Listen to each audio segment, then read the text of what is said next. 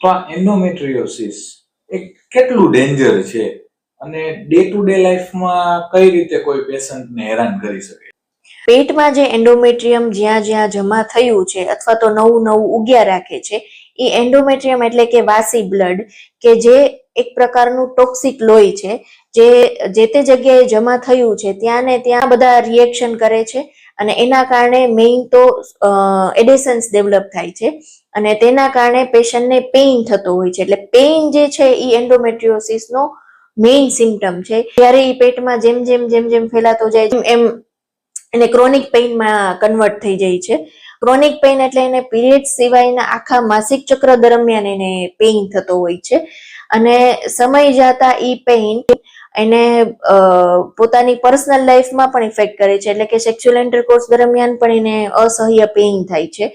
એટલે પેઇનના લીધે સ્ત્રી એટલું કંટાળી જાય છે કે જેના કારણે તેની મેન્ટલી પણ એક ડિસ્ટર્બ થઈ જતી હોય છે. જ્યારે એન્ડોમેટ્રિયોસિસ પેશાબની થેલીને અસર કરે છે ત્યારે પેશન્ટને યુરિન પાસ કરતી વખતે પેઇન થાય છે. જ્યારે આંતરડાને અસર કરે છે ત્યારે એને ડાયરિયા, વોમિટિંગ કે બ્લોટિંગની કમ્પ્લેન રહેતી હોય છે. આ બધી સામાન્ય કમ્પ્લેન હોય છે કે જે ઘણી વખત નકારાતી હોય છે અને જેના કારણે સમય જતા આ ડિસીઝ વધારે ફેલાઈ જાય ત્યારે બહુ એક ગ્રેડ 4 એન્ડોમેટ્રિયોસિસમાં કન્વર્ટ થઈ જાય છે.